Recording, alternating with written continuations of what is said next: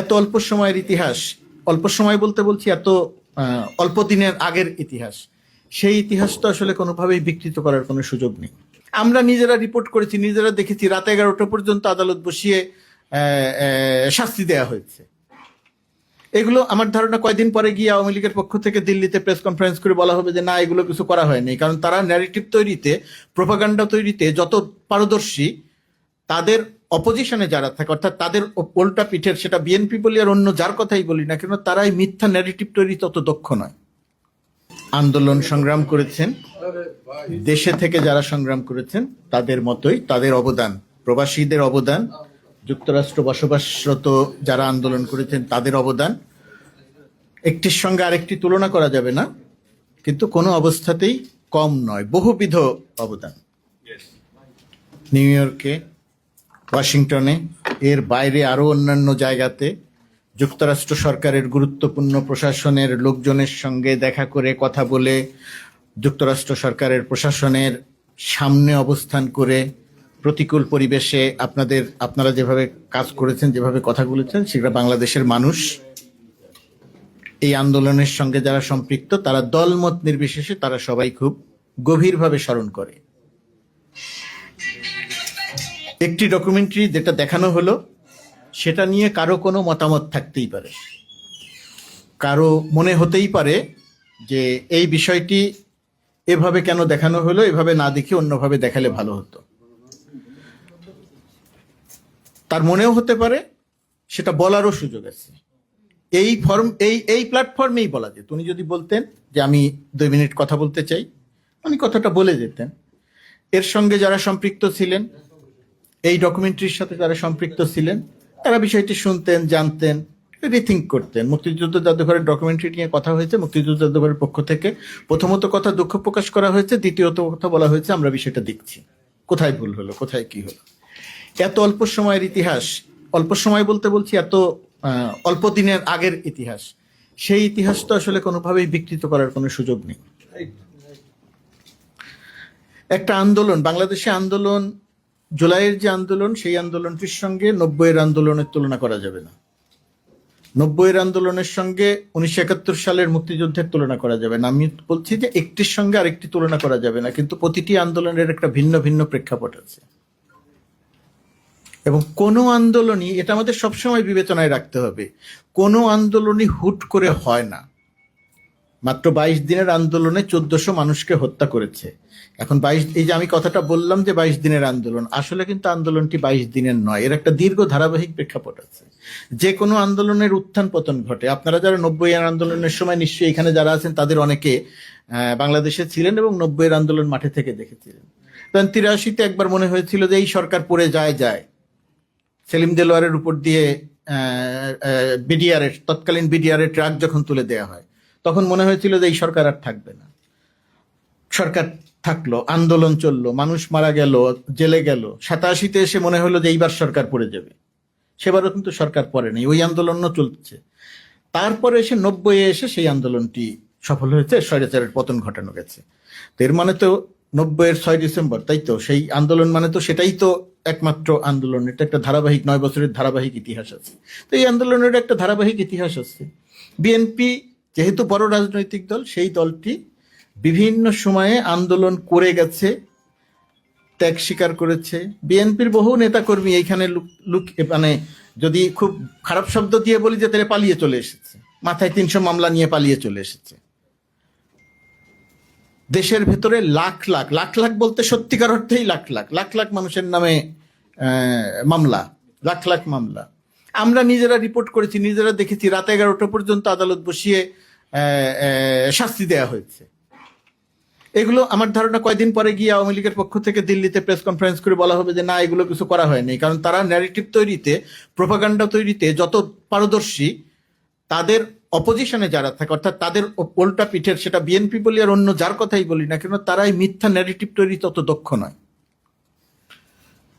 রাত 11টা পর্যন্ত মামলা, আদালত বসিয়ে বিএনপি নেতাদেরকে দণ্ড দেয়া হয়েছে, জেল দেয়া হয়েছে। বাংলাদেশে এই ঘটনা ঘটেছে। সুতরাং তারা একটি যেটা বলছি যে এই আন্দোলনের, আমি একটু অন্য প্রসঙ্গে চলে গেলাম আলোচনাটাতে, এই জন্য একটু বেশি সময় লাগছে, না হলে আমি খুব চিন্তা করেছিলাম যে খুব অল্প কয়েকটি কথা বলে শেষ করব।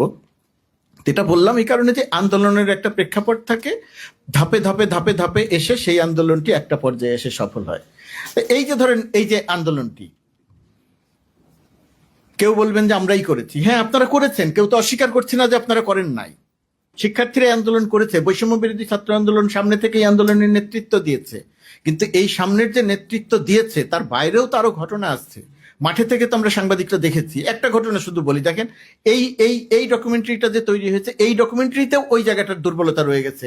যে আমি আমি মাঠে থেকে যে চিত্র দেখেছি সাংবাদিক হিসেবে, দুর্বলতাটা হচ্ছে 17-18 তারিখে যখন কারফিউ দেওয়া হয়, যখন সমন্বয়কদেরকে হারুন তুলে নিয়ে যায় ডিবি অফিসে, পাবলিক বিশ্ববিদ্যালয়গুলো বন্ধ করে দেওয়া হয়, পর্যায়ক্রমে হলগুলো খালি করে দেওয়া হয়, সেই সময় প্রাইভেট বিশ্ববিদ্যালয়ের শিক্ষার্থীরা আন্দোলনে আসে। কিন্তু সেই সময়ের কথা চিন্তা করেন, সেই সময় সবচেয়ে বেশি মিছিল হয়েছে যাত্রাবাড়ি, শনিরাখড়া এই এলাকায়।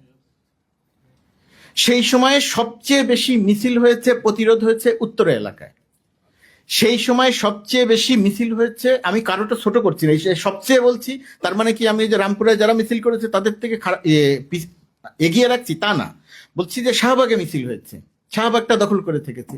এই কাজটি সেই সময় কারা করেছে? এই যে কাজটি করেছে, ওই যে বললাম যে ন্যারেটিভ তৈরি করা বিএনপির নিজের একটা দুর্বলতা আছে। শনিরাখড়া এলাকায় নিজের পরিচয় নিয়ে, তার দলবল নিয়ে পুরো সময়টা, ওই সমন্বয়কদের অবর্তমানে কারফিউর ওই সময়টাতে পুরো দলবল নিয়ে মিছিলে নেতৃত্ব দিয়েছে দিনের পর দিন ছাত্র দলের সভাপতি রাকিব। আমি কোনোদিন এই অনুষ্ঠানের আগে কোনোদিন এই নামটা বলি নাই। আমি নামটা বলি নাই, তার কারণ হচ্ছে আমি কোনো অবস্থাতেই চাই না যে এই আন্দোলনটিতে কোনো রং লাগুক, কোনো দলের কোনো পরিচয়টা সামনে আসুক। আমরা জানতাম যে, আমি সাংবাদিক, আমি তখন ডেইলি স্টারে কাজ করি, সাংবাদিক হিসেবে দেখেছি যে রাকিব কাজ করেছে শনিরাখড়া এলাকায়, এর অর্থ এই নয় যে অন্য দলের কেউ ছিল না। রাকিব উত্তরা এলাকাতে তৎপর ছিল ছাত্র দলের নেতৃবৃন্দ, শাহবাগে এই যে ছাত্র দলের সাধারণ সম্পাদক নাসির তৎপর ছিল, উত্তর এলাকায় তা আবিদরা তৎপর ছিল, নাসির ছিল শাহবাগ এলাকা একেবারে সেন্টারে। এখানে মজার ব্যাপার না, একটা খুব গুরুত্বপূর্ণ ব্যাপার, যেটা নিজেদের পরিচয় দিয়ে তারা আন্দোলনের সামনে ছিল, তারা কিন্তু পরিচয় গোপন করে কেউ সামনে ছিল না।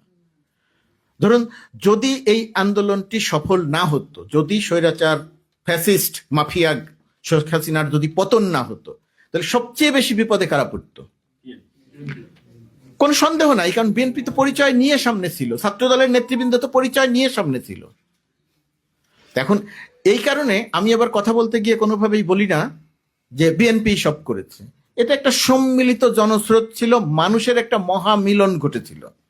সেই মহামিলন একটা সুনামির আকার ধারণ করেছিল। সেই সুনামির স্রোতে সবকিছু ভেসে গেছে। মেশিন গানের গুলি, সাব মেশিন গানের গুলির সামনে মানুষ দাঁড়িয়ে রক্ত দিতে পারে, মানে আমি আমার জীবনে তো দেখি নাই, যেহেতু 71 দেখিনি, আমি তো আমার জীবনে দেখি নাই।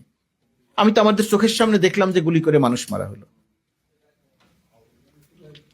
7.62 রাইফেল গুলি দিয়ে যে মানুষ মারা হলো, এটা তো পুলিশের হাতে একেবারে ছিল। পরবর্তীতে আমাদের এখানে কি কারণে যেন খুব বড় করে একটা বিতর্ক তৈরি করা হয়েছে যে 7.62 রাইফেলের গুলি কোথা থেকে আসলো, এটা তো পুলিশের কাছে ছিল না। ভাই 2022 সালে 18,000 অটোমেটিক রাইফেল কিনেছে হাসিনা সরকার, এর তো যাবতীয় কাগজপত্র আছে। তো ওরা যে ন্যারেটিভ তৈরি করতে পারে, এই ন্যারেটিভ তৈরির মধ্যে এই যে ভদ্রলোক এখন এইখানে কথা বললে, আমাদের দায়িত্ব ছিল ওনার কথাটা শুনে ওনাকে এখানে বসায় তারপরে ওনার বিষয়ে কথাটা বলা, যে ভাই আপনি যেটা বলছেন এই কথাগুলো ঠিক নয়, আমরা এখানে কোনো ইতিহাস বিকৃতি করতে আসিনি, এই আন্দোলনের সঙ্গে বিএনপি ছিল, জামাত ছিল, শিবির ছিল, ছাত্র দল ছিল, যুব দল ছিল, বাম ছাত্র সংগঠন ছিল, 50 জনের অধিক ছাত্রলীগের নেতা সেই সময়ের যে কোনো কারণেই হোক, সেই সময়ে আন্দোলন যখন চলে তারা পদত্যাগ করে আন্দোলনের সঙ্গে শরিক হয়েছিল। কারণ আপনি বলতে পারেন যে তারা কি ভয় করেছিল নাকি নিজস্ব মানবতা বোধ তার জাগ্রত হয়েছিল সেই কারণে করেছিল। আমি দেখি অন্যভাবে, যে সে তার চোখের সামনে শিক্ষার্থীর মৃত্যু দেখেছিল, গুলি করে মারা হয়েছিল, এই কারণে তার মনে হয়েছে যে আমি এই ছাত্র সংগঠন করব না, আমি পদত্যাগ করলাম, আমি আন্দোলনের সঙ্গে থাকলাম। তাকেও আমি তো সম্মান করি। তো এই যে ঘটনাটা, আর যাই হোক, এটা নিয়ে অনেক কথা বললাম, 2-1 পয়েন্ট বলে আমি খালি শেষ করি। সরি, আমি একটু বেশি সময় নিয়ে নিচ্ছি একটু। ধরেন এই যে ন্যারেটিভ যে তৈরি করা হয়, দেখবেন যে আমাদের দেশে টক শোতে ইদানিং একটা ন্যারেটিভ তৈরি করা হয়। সেই ন্যারেটিভটা যে না শেখ হাসিনা পালায় নাই, শেখ হাসিনা তোকে তো রাষ্ট্রীয় বাহিনী সসম্মানে নিয়ে দিল্লিতে রেখে এসেছে। আচ্ছা, ওই দিনের ঘটনাটা বলেন তো, পালানো কাকে বলে আর সসম্মানে রেখে আসা কাকে বলে? ওই দিনের ঘটনাটা একটু বলেন। ঘটনাটা কি? সারা বাংলাদেশ মানুষের দখলে, সেই মানুষের মধ্যে সব দলের মতের মানুষ আছে, কোনোদিন যে রাজনীতি করে নাই সেই মানুষও আছে। আপনার এলাকায় মাননীয় সংসদ, আপনার এলাকায় আপনাকে যারা ভোট দিয়েছেন সবাই একেবারে বিএনপির কঠোর রাজনীতি করেন সেটা নয়, তার বাইরে মানুষ আপনাকে ভোট দিয়ে নির্বাচিত করেছেন। ওই মানুষ সেদিন রাস্তায় ছিল। তো এই যে মানুষ রাস্তায় থাকলো, এই যে মানুষ রাস্তায় আসলো, সবাই তখন গণভবনের দিকে আসছে, শেখ হাসিনা গণভবনে আছে। সেখানে যদি না পালাতেন তাহলে তো তিনি গণভবনেই থাকতেন, কি ঘটতো সেটা অন্য ব্যাপার, তাহলে তিনি গণভবনে থাকতেন। মানুষ গণভবনের দিকে আসছেন, মানুষ রাস্তায় আসছেন, সেই সময়ে শেখ হাসিনা পালিয়ে, গণভবন থেকে পালিয়ে হচ্ছে এই কারণে যে কাউকে কিছু না বলে, কোনো ঘোষণা না দিয়ে তিনি এসে হেলিকপ্টারে উঠেছেন তার জন্য রাখা, সেখান থেকে কুর্মিটোলায় এসেছেন, কুর্মিটোলা থেকে উড়োজাহাজে করে আপনি দিল্লিতে গেছেন। তো এটা তো আপনি লোকজনদের জানিয়ে যান নাই, ঘোষণা দিয়ে যান নাই, আপনি জানাতেন বাংলাদেশের মানুষকে এই যে দেখো আমি চলে যাচ্ছি, সেটা হতো বীরের মতো যাওয়া, তাহলে সেটা পালানো হতো না। এখন এইখানে প্রশ্ন আসে যে তাকে এই যে তার এই পলাতক পর্ব, এই পলাতক পর্বটাতে সহায়তা করলো কারা? সেটা এখন রাষ্ট্রের দায়িত্ব। রাষ্ট্র যদি মনে করে যে এই এরকম একজন ফ্যাসিস্ট খুনিকে পালাতে সহায়তা করার ক্ষেত্রে যারা সহায়তা করলো তাদেরকে খুঁজে বের করবে কি করবে না, সেটা রাষ্ট্রের দায়িত্ব, সেটা আলাদা ব্যাপার। বাট তিনি পালিয়েছেন। ওই যে দিল্লিতে প্রেস কনফারেন্স এবং এইখানে যুক্তরাষ্ট্র অবস্থানরত ওনার পুত্রের কথা শুনবেন। এর আগে যখন কথা হলো যে 1400 মানুষকে হত্যা করা হয়েছে, তখন উনি একদিন বললেন যে না 1400 না, স্বাস্থ্য মন্ত্রণালয় বলেছে 850 মতো। তার মানে কি যে 850 কোনো ব্যাপার না? হ্যাঁ, 850 মানুষ কোনো, ধরে নিলাম তার কথাই সত্যি, আপনি 850 মানুষকে মেরে ফেললেন স্বাধীন দেশে। পাকিস্তানিরা বাংলাদেশের মানুষ হত্যা করেছিল 25শে ডিসেম্বর, সেদিন নিরস্ত্র বাঙালি ছিল। তারপরের থেকে মানুষ হত্যা হয়েছে, তারপরের থেকে যুদ্ধ হয়েছে তাদের সঙ্গে, সেই যুদ্ধে মানুষ মারা গেছে, যুদ্ধের ময়দানে মানুষ মারা গেছে। আর একটা স্বাধীন দেশে নিরীহ নিরস্ত্র শিক্ষার্থী জনতা, যাদের হাতে আজকে পর্যন্ত এত ভিডিও চিত্র, এত স্থির চিত্রে কোথাও কোনো জায়গায় দেখানো যায়নি যে তাদের কারো হাতে একটা খেলনা পিস্তল ছিল, পিস্তল তো দূরের কথা, সেই মানুষকে আপনি 850 মানুষকে মেরে ফেললেন। তারপরের প্রোপাগান্ডাটা কি, জবাব অনেক ক্ষেত্রে আমরা দিতে পারি না, এই জন্য এই কথাগুলো বলছি যে 3200 পুলিশ মারা গেছে, একটা প্রোপাগান্ডা চালানো হয়। এখন আমার কাছে যেটা মনে হয় যে এই যে প্রোপাগান্ডা, এটা দুইভাবে দেখা, এটা বলে আমি শেষ করছি, এটা দুইভাবে দেখার ব্যাপার আছে। একটি ব্যাপার আছে, আচ্ছা ঠিক আছে মিথ্যা কথা বলতেছে, বলে যাক, ওটা পাত্তা দেওয়ার দরকার নেই, এটা একটা দিক। আরেকটা দিক হচ্ছে অনবরত যদি কেউ মিথ্যা বলে যায়, ওই মিথ্যা বলতে বলতে ওই গোয়েবলসীয় রীতিতে এক সময় গিয়ে মানুষের মধ্যে বিতর্ক তৈরি হয়। 3200 পুলিশ, দেখেন তারা কিন্তু এবার একটা পোস্টার বের করেছে, পুলিশ হত্যার বিচার চাই। 5 আগস্ট পালন করেছে কি, পুলিশ হত্যার বিচার চাই। সেখানে তারা 43 জন সরকারি তালিকায়, পুলিশের তালিকায় আছে, আর 2 জন থেকে তারা বানিয়েছে, ওই 2 জনই ফলস। ওই যে 2 জনের কথা বলেছে, ওই 2 জনই ফলস। তার মানে 3200 কেন, এর বাইরে আর একজনেরও কোথাও কোনো তালিকাও নেই, কোনো কিছু নেই, নামও নাই। শেষ করবো আমি আমার একটা কথা বলে, যে পুলিশ মারা হয়েছে, পুলিশ হত্যার বিচার চাই, এটা নিয়ে আমরা কেন কথা বলি না? একটা বিষয় খেয়াল করে দেখতে হবে যে যখন শিক্ষার্থীরা আন্দোলন করছিলেন, ছাত্র জনতা আন্দোলন করছিলেন, রাজনৈতিক দলগুলো আন্দোলন করছিলেন, তখন পুলিশকে দিয়ে, র্যাবকে দিয়ে, বিজেপিকে দিয়ে, প্রথম 2 দিন সেনাবাহিনীকে দিয়ে নির্বিচারে গুলি করিয়ে মানুষ হত্যা করানো হয়েছে। যে মানুষদেরকে হত্যা করানো হয়েছে সেই মানুষদের যখন দেখেছে তার পাশের সহপাঠীকে হত্যা করা হয়েছে, সে যখন ওই গুলি চালানো পুলিশ সদস্যকে সামনে পেয়েছে বা যদি পায়, কি ঘটতে পারে? আপনি হলে কি করতেন? আপনি হয়তো একদম খুব নিরীহ একজন মানুষ, খুবই শান্ত একজন মানুষ, আপনি হলে কি করতেন? আমি একজন পুলিশ মারাও সমর্থন করি না। ধরেন এনায়েতপুর থানায় যেদিন আমরা সন্ধ্যার সময় খবর শুনলাম যে 13 জন পুলিশ সেখানে মারা গেছে, পুলিশ মারা হয়েছে, খুবই মর্মান্তিক খবর, যে কেউ শুনলে কষ্ট পাবে। পুলিশও তো মানুষ। কিন্তু ঘটনাটা আসলে কি ঘটেছিল?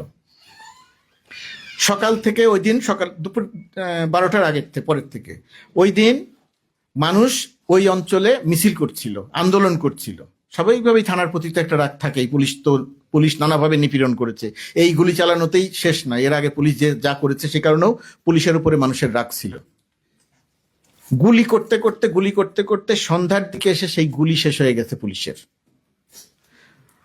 বাইরে হাজার হাজার মানুষ, কেউ আহত, কেউ নিহত, কারো চোখে গুলি লেগেছে, কারো পায়ে গুলি লেগেছে। সন্ধ্যার পরে যখন পুলিশ গুলি করে নাই, আর যখন দেখা গেছে থানা থেকে গুলি আসে নাই, তখন মানুষ থানার ভেতরে ঢুকেছে, হাজার লাগিয়ে দিয়েছে। সেই আগুনে 13 জন পুলিশ মারা গেছে। অত্যন্ত মর্মান্তিক ঘটনা, কিন্তু এর একটা প্রেক্ষাপট আছে। তো সেই প্রেক্ষাপটটা তো আমাকে বিবেচনায় নিতে হবে যে কোন প্রেক্ষাপটে 13 জন পুলিশকে আগুন লাগিয়ে হত্যা করা হয়েছে। বিষয়টা এইভাবে বললে পূর্ণাঙ্গ চিত্রটা আমাদের সামনে আসে না। সব ঘটনার একটা নিজস্ব প্রেক্ষাপট থাকে। এই পুলিশের যে ঘটনাগুলো ঘটেছে, এই যে 42-43 জন পুলিশ যে পুলিশের যে মৃত্যু হয়েছে, পুলিশ একজন মানুষ, পুলিশের স্ত্রী আছেন, মা আছেন, সন্তান আছেন, আমার আপনার মতো। তার প্রতি আমাদের অবশ্যই একটা মানবিক দিক আছে এবং কষ্ট লাগে যে এই পুলিশগুলো যদি মারা না যেত তাহলে ভালো হতো। কিন্তু কোন প্রেক্ষাপটে, আন্দোলনের কোন পর্যায়ে, কোন মানুষগুলো, এই নিরীহ মানুষগুলো যে এই ধরনের এই পুলিশকে যে কোথাও পিটিয়ে মেরে ফেললো, কোথাও থানায় আগুন দিল, এই প্রেক্ষাপটগুলো আমাদের বিবেচনায় রাখতে হবে। এবং আমরা যখন কথা বলার সুযোগ পাবো এবং আমরা যখন কোনো একটা তর্কে অংশ নিব, কোনো একটা টকশোতে অংশ নিব, তখন আমরা যেন এই কথাগুলো একটু গুছিয়ে বলতে পারি। বাংলাদেশের ইতিহাসের স্বার্থে, সঠিক ইতিহাসের স্বার্থে এই কথাগুলো বলতে হবে। আর এত বড় একটা আন্দোলন, এত ত্যাগের আন্দোলন, সেই বিভিন্ন দল মতের মানুষ ছিল।